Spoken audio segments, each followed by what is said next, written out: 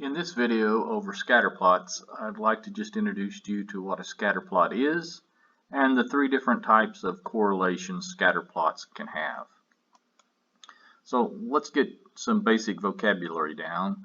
Bivariate data is simply data with two variables.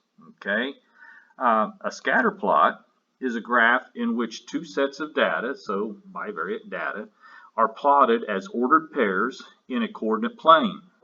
Scatter plots are used to investigate a relationship between the two quantities. A correlation is the relationship between the two sets of data.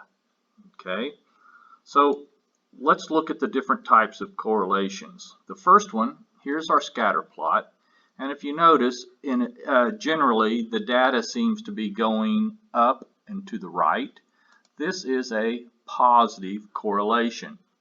In a positive correlation, data values increase or decrease together. In other words, if one is going up, so's the other one. If one's going down, so's the other type of data. An example of that would be, as the number of hours are worked, the work goes up, so does the amount of pay. So just think of it as a job you make $5 an hour at. The more hours you work, the more amount of pay you're going to get in your paycheck. That would be a positive relationship. Okay. The next one, if you look at this, there's a general trend of the data starting from the left to right going down. Okay. This is a negative relationship, just like negative slope. And in this, one set of data increases while the other set decreases. An example of this would be, as the number of miles driven goes up, the amount of gas in the tank goes down. The further you drive in a car, the less gas there is in the tank.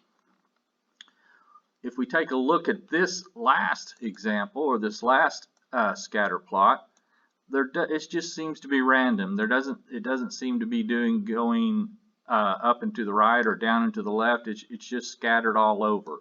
In this case, there's no correlation. Okay, so there's no relationship between the data values. The two data values that are on there, there's no relationship. There's no correlation. An example of this would be comparing a person's height and the number of pets they have. There's no relationship between how tall you are and the number of pets you have. So there's no correlation between those two pieces of data. All right. I hope that's just a general introduction to scatter plots for you and what a scatter plot is and the three different types of correlations. Be sure to get this in your notebook, and if you have any questions, be sure to reach out. Have a good one.